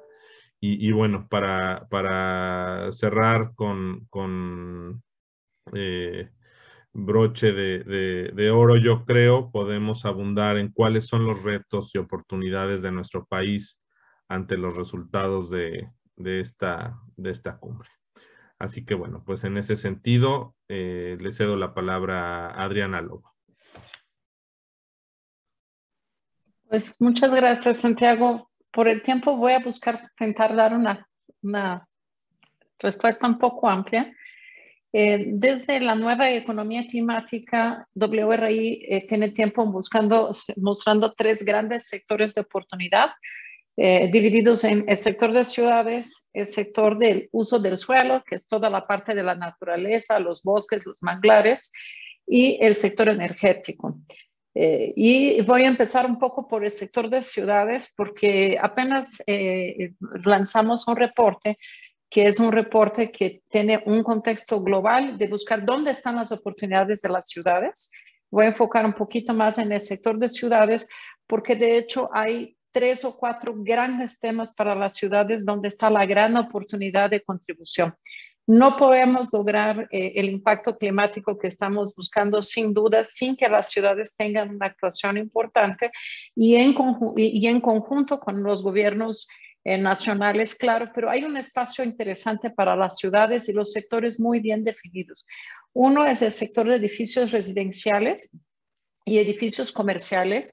Todavía tenemos el 50% del parque de construcciones por construir en México de aquí al 2050. O sea, de lo que tenemos nos falta 50% más. Entonces, hay una gran oportunidad en que lo que construyamos sea bastante más eficiente desde el punto de vista de la energía, desde la orientación y las normas de construcción, qué materiales se usan y principalmente el tema de qué tipo de ventilación van a acabar teniendo. El otro gran sector es el sector transporte, que hemos hablado bastantes veces. Ahí las ciudades tienen una oportunidad muy grande y está muy en sus manos lograr hacer más eficiente el transporte y materiales y residuos, ¿no? Entonces, sí son siempre como tres grandes sectores: el sector de la construcción, el sector como construir y operar edificios, el sector de transporte y toda la parte de residuos también tiene un impacto importante.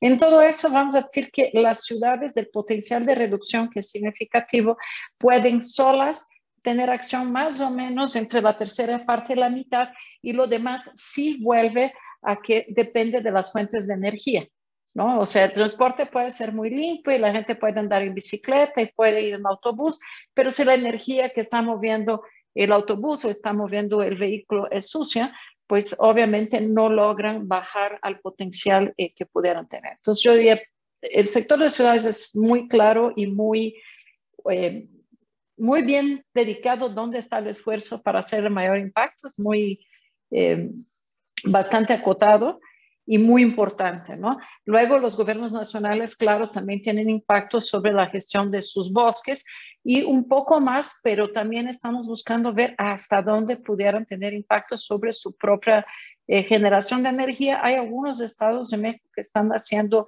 esfuerzos, pero es más complicado sin duda sin el soporte federal. Y solo para colocar del sector de usos del suelo vemos también grandes oportunidades, gran necesidad por muchas razones, inclusive de agua, de conservación y de restauración. Hay un espacio grande para la restauración.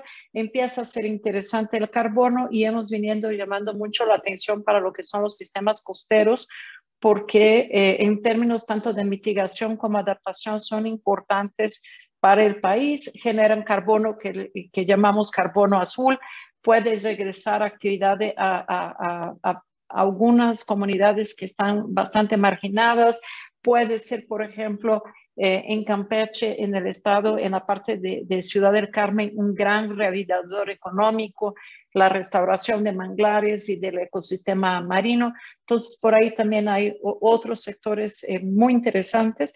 Y finalmente, energético, que sin duda va a ser muy necesario retomar el camino de las energías renovables de una manera mucho más contundente y rechazar los combustibles que nos ocasionen problemas. Eso todavía vemos en el momento como un reto, pero esperamos que podamos transitar a un lugar más cómodo en términos energéticos, ojalá pronto, porque el mundo va para allá a la medida que se empiece a cobrar impuestos de carbono. Las ganancias del combustible fósil también se van a alterar y creo que con una visión un poquito más de largo plazo, sin duda, remirar con mucho cuidado el tema de los combustibles renovables.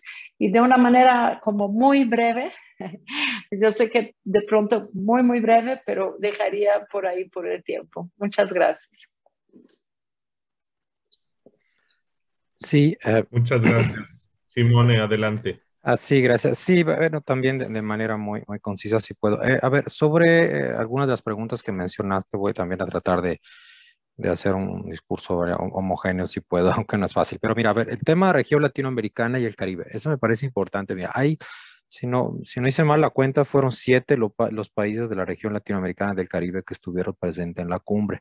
Las principales economías, digamos, ¿no?, de la región, más algunas islas del Caribe, sobre todo las que están amenazadas por los aumentos de los niveles del mar. Entonces, en términos de representación, bueno, es relativa, ¿no? 7 de 40, pero digamos, me parece interesante los planteamientos que hicieron, ¿no? De alguna forma los países, porque siempre se habla, ¿no? De una región que tiene problemáticas comunes, que tiene un planteamiento, ¿no? De cara al tema climático, pero lo que se nota claramente es que también la agenda en este momento en América Latina es muy diferente por país, ¿no? Hemos tenido cambios de rumbo claros en algunos países. No voy a entrar en detalle, hay todavía este enorme dilema que siempre sigue acompañando el desarrollo en América Latina, el crecimiento, que es la relación con los recursos naturales y el tema de cómo no hacemos políticas eventuales de descarbonización con recursos que son altamente rentables, ¿no? Para los desarrollos de los países. Entonces, eso es un tema que también se reflejó, creo, en algunos de los comentarios que hicieron los mismos líderes, ¿no? De la región. Entonces, yo creo que hay un debate, todavía hay que impulsar de mejor manera, ¿no? Por lo menos en ciertos círculos nuevos de los recién gobiernos llegados en la región sobre la importancia y la urgencia, ¿no? De actuar en temas climáticos. Creo que muchas cosas no se están no solo entendiendo, sino que se están evadiendo por razones de cálculos políticos nacionales, me parece. Entonces creo que por ahí hay algo que es importante, ¿no? Sobre todo, repito, hacer y dar señales y mensajes que esto realmente está funcionando y sobre todo hacer entender que los costos otra vez, ¿no? De no actuar, que es otro mensaje importante que vuelve y que recurre constantemente en estas cumbres, es que ya no actuar va a costar mucho más, no solo en términos de impacto del cambio climático, sino que la inacción propia tiene costos mucho mayores que la acción, ¿no? Entonces eso es volver a comentarlo. Lo mismo se podría escalar si quieres, si voy a la segunda parte de los rol de los gobiernos locales, ¿no? El tema de la paradiplomacia ambiental, etc. Me parece que hay cosas muy interesantes en América Latina. Yo veo caminos divergentes y hay en algunos casos paralelos, pero es interesante. O sea, las ciudades se están organizando mucho independientemente, ¿no? De lo que son, por ejemplo, los esquemas o las directrices federales a nivel de municipios mismos, por ejemplo, en zonas costeras, etcétera. Hay realmente trabajos muy interesantes de vanguardia a nivel global, donde ahí se hacen ejercicios propios de gobernanza, ¿no? Con las comunidades afectadas, se hacen ejercicios de planeación desde lo local, que me parece otra cosa que a veces se olvidan, ¿no? En ciertas situaciones y circunstancias, ¿no? Entonces eso está realmente aportando, me parece, en cambios, ¿no? Hay transformaciones como se espera desde la perspectiva del cambio climático. La otra cuestión quisiera también mencionar que tiene que ver con alguno de esos aspectos, ¿no? De las nuevas tecnologías. Tenemos también algunas dudas en realidad de que el camino que estamos haciendo en cuanto al uso, ¿no? De ciertas tecnologías nuevas de ingeniería climática, como el tema del hidrógeno verde, que ahora está, ¿no? Por todos lados, pues sigue, como decía, replicando, ¿no? Estos dilemas del uso de los recursos naturales, porque, por ejemplo, se supone que el hidrógeno verde no va a ayudar a transitar a energías limpias, pero realmente, en particular, el uso del hidrógeno gris, por ejemplo, es altamente contaminante. Para hacer 1 kilo de hidrógeno verde necesitamos 9 kilos de CO2 y uso de agua y una serie de otros tipos de contaminantes o digamos que podrían impactar el uso de nueva tecnología. Entonces creo que hay una discusión ahí en torno a la manera en que vamos haciendo transiciones limpias y sobre el tipo propiamente de tecnología, ¿no? Que creo que la cumbre da algunas claramente caminos, ¿no? A seguir, como decía Dolores, ¿no? Estos development pathways, como se le llama, pero sí me parece que hay discusiones que dar en torno a las características y a la calidad propia de esta transición energética en esos aspectos. Y bueno, y como último punto que mencionaban era un poco esta cuestión de la regionalización, si quieres, la parte de América del Norte. Yo creo que hay que restablecer de alguna manera, ¿no? Una visión en conjunto de Estados Unidos, Canadá y México en torno al tema ambiental, tanto de la parte, si quiere, ¿no? Con el nuevo TEMEC, no se ha mencionado mucho, pero pues el aspecto de los acuerdos regionales comerciales van a jugar un desarrollo importante, ¿no? Ahí y así un poco pensar este regionalismo y en particular, repito, la parte de América del Norte en su relación con los temas de la agenda climática, ¿no? Porque no me parece a mí que están muy claros. Por lo menos a nivel ahora Estados Unidos ya está más abierto. México creo que tendrá que también apostar a redefinir en relación de Estados Unidos, ¿no? Sus temas climáticos México y Canadá también, ojo, Canadá igual no pasa por un momento muy positivo en términos climáticos, sobre todo en algunas de las provincias de donde hay realmente también ahí, ¿no? Grandes trabajos en torno al tema minero, en torno al shale gas y otras cosas que ya conocemos. Así que creo que deja un panorama, por supuesto, positivo de oportunidades, pero recordemos que igual seguimos llevando en los últimos años cosas, nudos ahí no absolutamente resueltos, ¿no? Gracias, Simone. ¿Dolores? Sí, bueno, fueron muchísimas preguntas las que hiciste, Santiago, en una sola. Yo empezaría también complementando lo que acaba de comentar Simone respecto al tema regional. Yo creo que tenemos grandes liderazgos en la región, estos liderazgos climáticos que hemos visto desde hace ya 1 o 2 años. Por un lado, el gobierno de Chile haciendo transformaciones importantes en su matriz energética. Por el otro lado, también los compromisos de Colombia, de Argentina, aunque eventualmente los compromisos de Argentina pues siempre están condicionados al financiamiento, ¿no? Por su situación financiera de hace ya algunos años. Países como Perú que tienen también un nuevo liderazgo y que en las negociaciones internacionales ha sido muy evidente, ¿no? El nuevo gobierno de Perú y de su sector ambiental. Costa Rica, pues que es un país que siempre ha tenido un liderazgo internacional en la agenda verde. Pero yo creo y bueno, Brasil, que eventualmente Brasil nos dio una sorpresa agradable en esta cumbre climática organizada por Biden, ¿no? Con este esfuerzo y este compromiso que estableció pues respecto a la Amazonia, ¿no? Y yo creo que en general la región de América Latina y el Caribe, pues sí tiene varias señales. Por un lado, yo creo que tenemos que centrarnos en que tanto el sector de cómo generamos la energía y cómo la utilizamos a través del transporte representa a nivel global el 70% de las emisiones de gases de efecto invernadero, ¿no? En nuestra región hay países como México que pues eventualmente la parte de generación de energía, nuestro componente de carbono todavía es muy significativo, o sea, son emisiones muy altas las que tenemos en la generación de energía, pero hay otros países como en Centroamérica o Brasil, en donde ya la matriz energética es muy limpia porque utilizan hidroeléctricas, ¿no? Pero también las hidroeléctricas dependen de este ciclo del agua que está siendo afectado por los impactos del cambio climático, ¿no? Entonces, hablar de que una solución para enverdecer la matriz energética sean las hidroeléctricas, eventualmente pues podría ser un esfuerzo interesante, pero es muy riesgoso porque sabemos que el ciclo del agua y más en México está cambiando totalmente, ¿no? O sea, México es uno de los países más vulnerables en cuanto a estrés hídrico y ya lo estamos viendo y en 10 años va a ser peor, ¿no? Y por el otro lado, el cambio de uso de suelo, ¿no? Seguimos, por ejemplo, el reporte desde el año pasado y este año de Global Forest Watch y el reporte también que dio WRI en este año 2021 es que de los 10 países con mayores niveles de deforestación, hay 5 de América Latina, ¿no? Estamos hablando de Brasil, de Colombia, de Bolivia, de los países que comparten pues la masa amazónica, ¿no? Más México.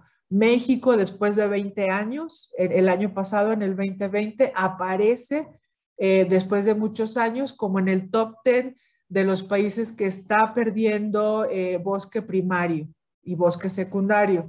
¿Qué significa? Que lo estamos perdiendo precisamente en Campeche, el cambio de uso de suelo por actividades agrícolas, Campeche, Tabasco y la península de Yucatán, que son nuestros reservorios de agua, ¿no? Entonces, si estamos perdiendo el bosque de una manera acelerada en el sur-sureste de México, también nuestra capacidad hídrica la estamos perdiendo en el mediano plazo, en el mediano y largo plazo. ¿Por qué? Porque del centro hacia el norte como el mapa de sequía que mostraba Simone, del centro hacia el norte ya vivimos de hace algunos años sequías recurrentes, ¿no? Entonces, la problemática de América Latina yo la pondría ahí, ¿no? O sea, lo que es energía, lo que es transporte, somos uno de los mercados más grandes en transporte público, porque somos también una de las regiones más urbanizadas del planeta.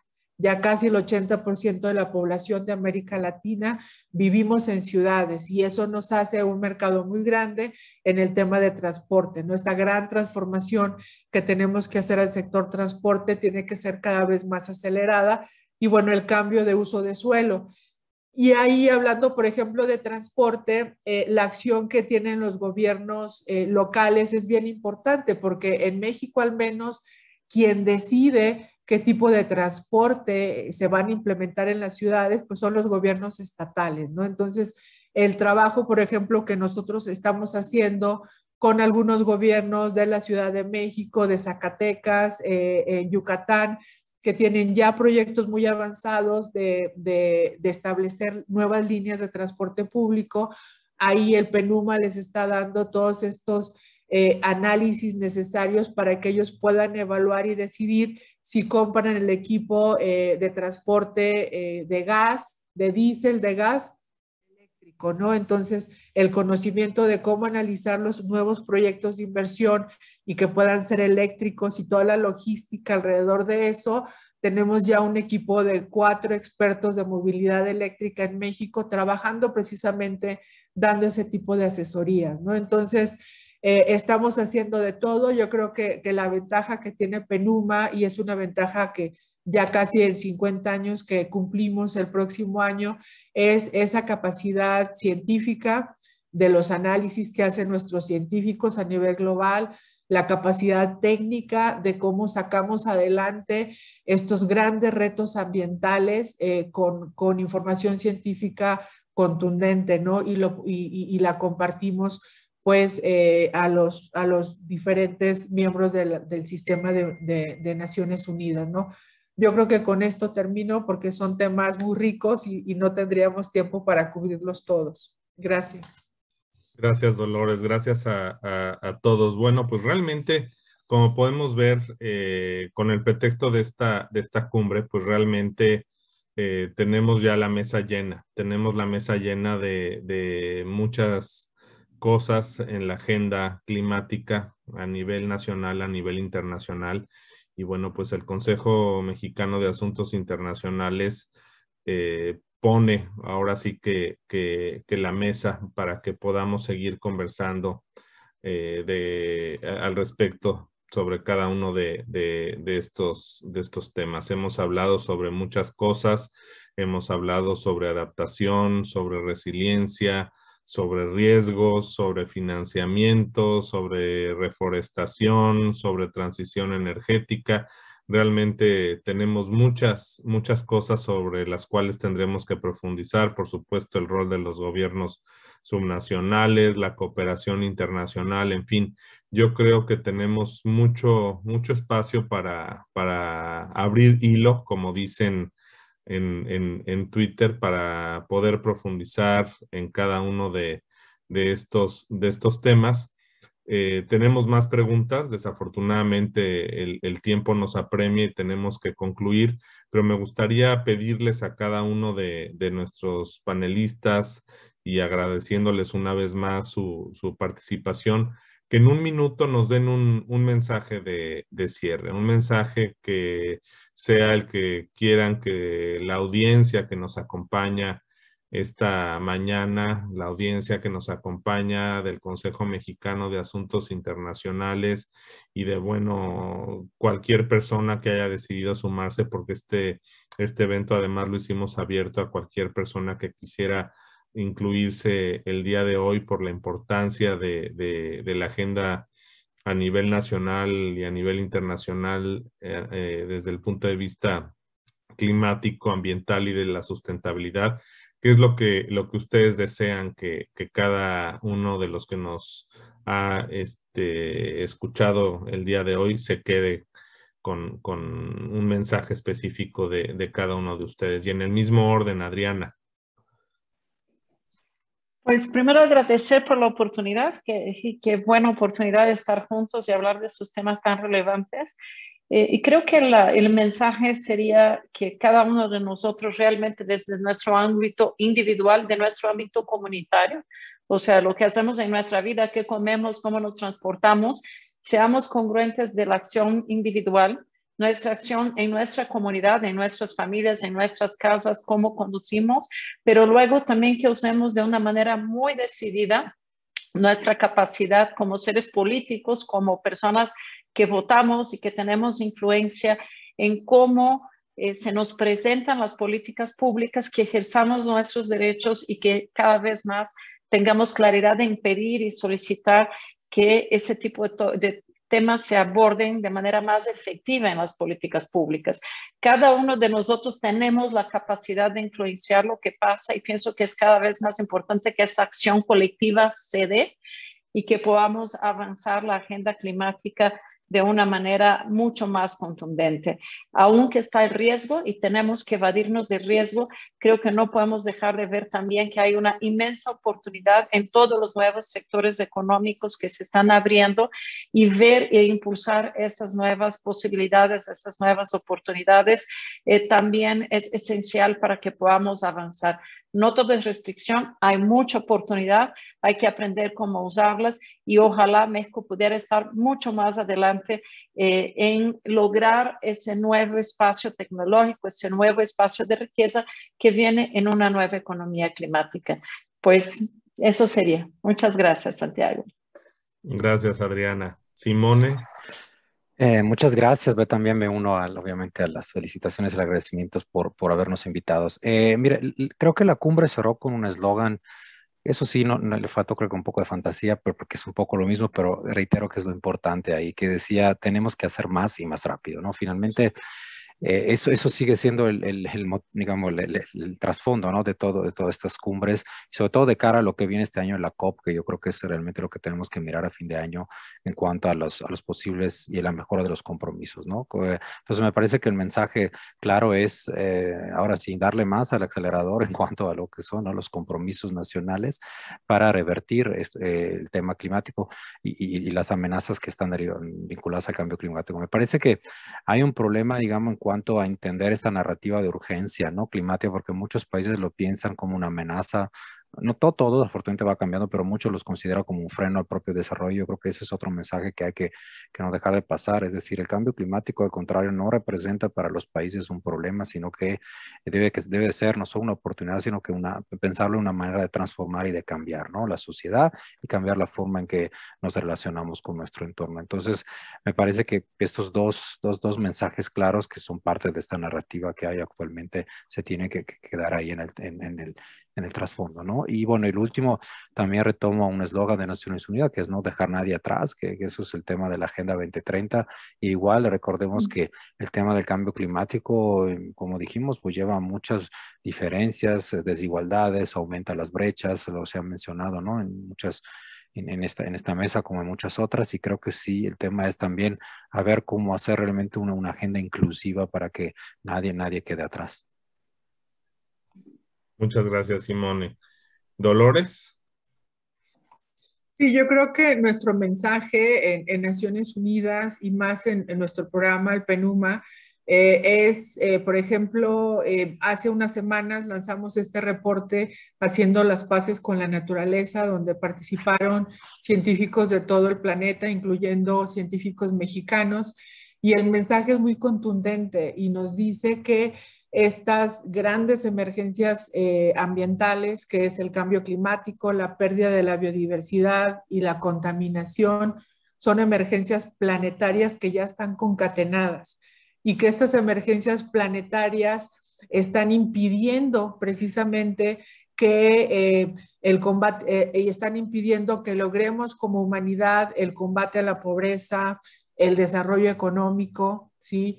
Que combatamos la inequidad en todos los sentidos, ¿no? Entonces, se ubica ya a estas grandes emergencias ambientales como el cambio climático como una causa precisamente de no poder lograr el desarrollo sostenible que quisiéramos lograr a través de los 17 Objetivos de Desarrollo Sustentable, ¿no? Entonces yo creo que pone en el centro la problemática ambiental respecto a el camino que hemos trazado para el desarrollo sostenible, ¿no? Eso por un lado.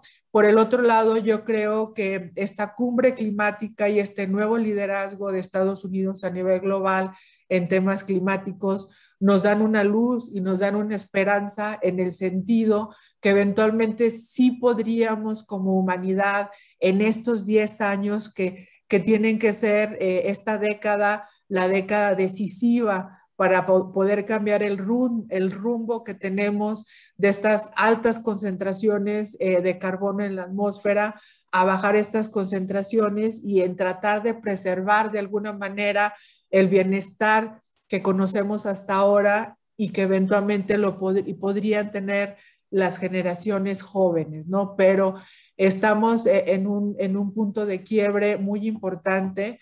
Retomo el tema de que sí estamos en una emergencia, no es un reto, es una emergencia y que tenemos, yo creo que para poder conservar lo que conocemos y lo que tenemos ahora, solamente tenemos estos 10 años, porque la ciencia no miente y la concentración del carbono no tiene para dónde irse, ahí está, y si seguimos haciendo esa concentración a los niveles que la hemos hecho en los últimos 50 años, no hay vuelta atrás, ¿no? Entonces yo creo que es importante, no es un mensaje fatalista, es simplemente un mensaje que tenemos como especie que reaccionar, porque eventualmente pues vamos a estar en la lista de especies en extinción, ¿no?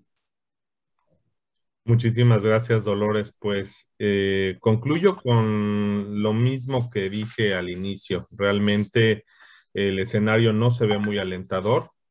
Creo que se confirma con las presentaciones y aportaciones que cada uno de ustedes realizan el día de hoy, y esto pues nos obliga a que pensemos y repensemos que nuestro país, que México, pues no es la excepción ni ajeno a estos retos o a esta emergencia, como bien lo define Dolores. Así que, pues al igual que los demás países, tenemos que profundizar en estas emergencias, tenemos que enfrentarlas, tenemos que abordarlas y pues tenemos que construir el camino para salir adelante. Así que pues no perdamos tiempo. Yo creo que hay mucho que hacer en este ámbito. Realmente estamos muy agradecidos en el Consejo Mexicano de Asuntos Internacionales con cada uno de ustedes, Adriana, Simone, Dolores, por habernos hecho el honor de abrir esta serie de webinars en materia de cambio climático, medio ambiente y sustentabilidad. Tenemos mucho que conversar, mucho que platicar.